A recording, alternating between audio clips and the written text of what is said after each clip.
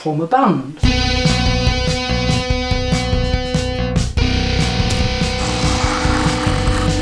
Welcome to Rock Polytechnic. Hello, I'm Sophia Jessica, and welcome to the Fan Carpet. Hello, Matt. How are you? I'm good, thanks. How are you doing? Yeah, I'm doing very well, thank you. It's wonderful to have you here today. How does it feel to be bringing your film to the London Film Festival this year? It's great. It's great. I'm really very happy about it, actually, and particularly that it's the one feature that Experimenter picked. I mean, I think that's an amazing validation in itself, and it's what's important to me as a filmmaker and an artist is to have had that validation after 30 years of kind of plugging away at a certain way of making work and facing resistance sometimes to that approach.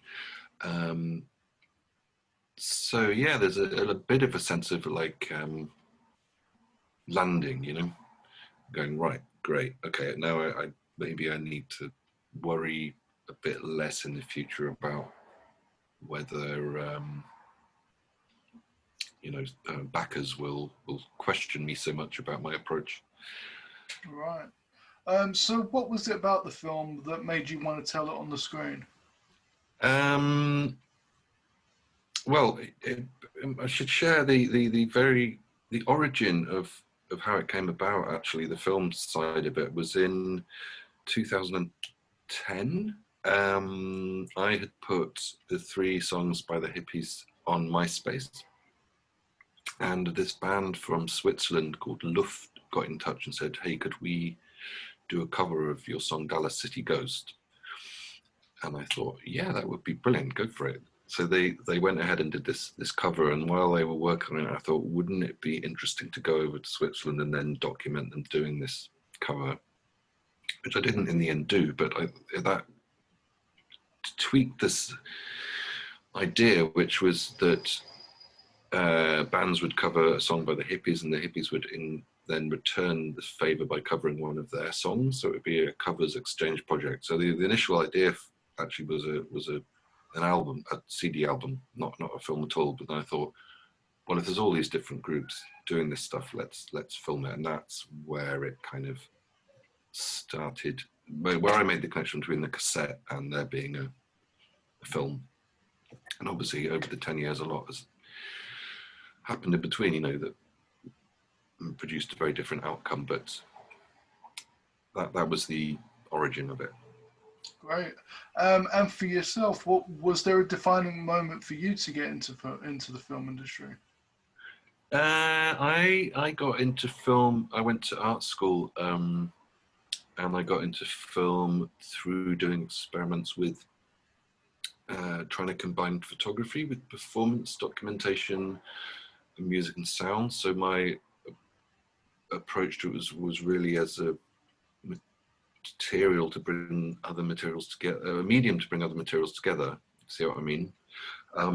Rather than script writing, storytelling in that sense. And I've never really necessarily thought of myself in an industry, although I'm very industrious. And I tend to call myself a filmmaker rather than a director, because for me it's a lot about the making and the handling of different materials. So I kind of found my way into it through,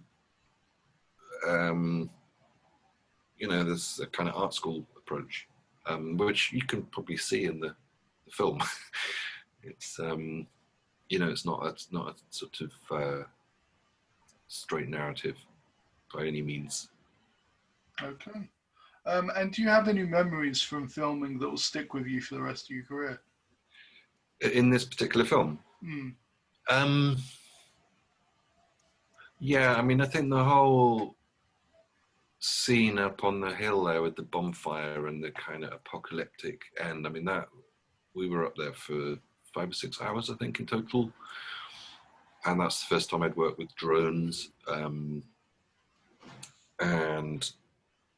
yeah, the mood of that will really, really stick with me. And the fact that by that point in the production, the kids were really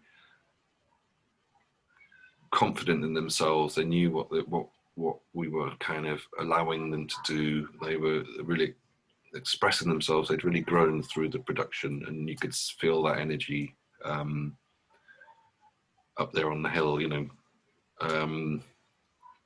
And yeah, there's other stuff. Obviously, the stuff with you know, the Spoons getting his suit made was fairly memorable, because I was in that little tailor's for 3 days, I think, with my camera, just kind of shadowing this guy doing his work. That was pretty memorable. Wonderful. Sounds like a lot of fun. Are there any other aspects of the film industry that you'd like to pursue?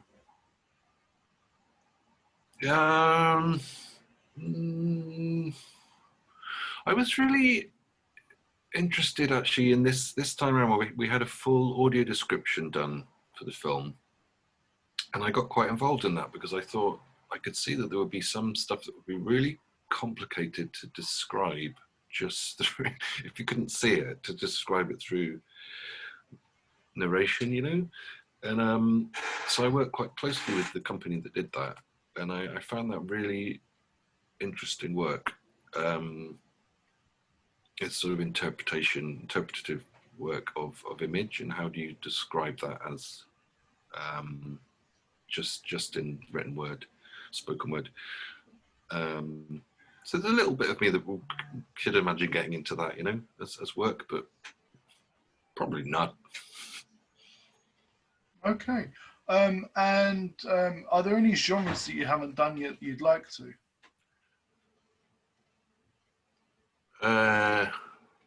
Erotic movies. I mean, it's weird, because the film I've made there is almost every possible genre available, including erotic movies. So no, I'd have to say no. I think I've already. Yeah, I can't think of anything that's not, because there's a documentary, there's fiction in it, there's a little bit of erotic stuff, there's kind of like almost like educational film, there's comedy, there's musical. No, I can't think of anything that. Yeah, nothing speaks to me. Okay. And what are you hoping audience will take away from the film when they get a chance to see it?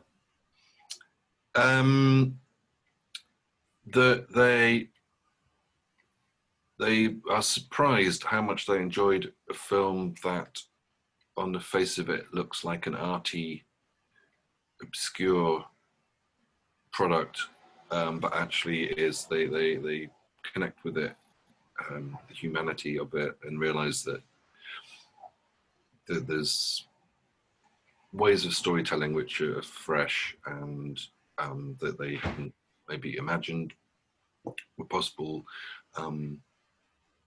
but they are accessible. And also, hopefully, they will take away some of the energy of the kids, the young people, and realize that the young people are the future, and the work that they are doing there is the sound for the future, and hopefully some healing for our troubled society. Absolutely. And just before I let you go, is there? Do you have any projects on the horizon that you've got coming up, or? I've got. I think it's partly the result of lockdown and things, and I've discussed with other creative people. It's the same thing. And so I've got quite a long list of things I want to do, and now I'm kind of finding it difficult to get around to do any of them, because you just say, well, what's the bloody point, you know? In my more depressive moments. But there's one thing that's been kind of, can you see on my wall, this yellow poster? Yes, yeah. It's a poster of Quentin Crisp, who was one of Britain's early queer activists. Amazing character, amazing writer, performer. And I feel like there's something I wanted to work with there in film, and I've got this idea maybe of really looking at his identity, and then this bigger question of identity that's very current, and I happen to know he's the guy that looks after his estate. So I actually have some connection with, you know, the estate and access to archive and things. So I think there's something there, but it's not formed. It might take another few years for it to really click, to have that click moment, you know. Okay. All right, well, I'll leave it there, and it's been a pleasure to speak to you this afternoon. Congratulations with the film, and I can't wait to see what you do next. Thank you. Thanks very much. Take care. Yeah, cheers, mate. Thank you for watching The Fan Carpet. Please follow us on Facebook, Twitter and Instagram for more content next time. More pain.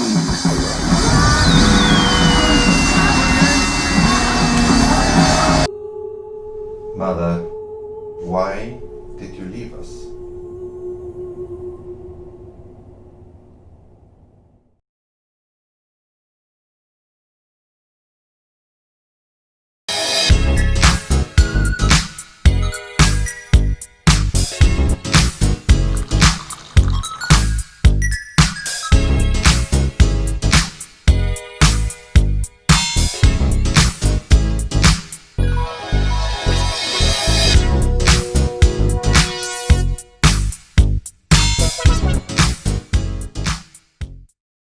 I'm here on the largest of the Balearic Islands, Mallorca, with the turquoise waters of the Mediterranean Sea, beautiful mountainous landscape, the thriving city of Palma, quaint little market towns, a growing number of luxury hotels.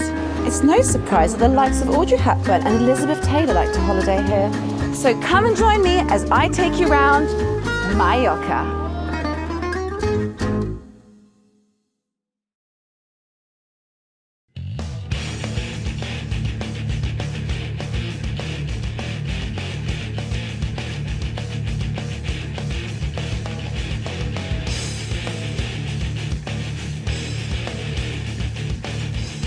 Thank you for watching The Fan Carpet. If you like this video, be sure to click that thumbs up button at the bottom of your screen. And also be sure to subscribe to the Fan Carpet YouTube channels. They're absolutely free and so much fun too. Be sure to check out the official website, thefancarpet.com. Also, you can follow us on Facebook, Twitter, and Instagram to stay up to date with reviews, competitions, the latest news, and so much more.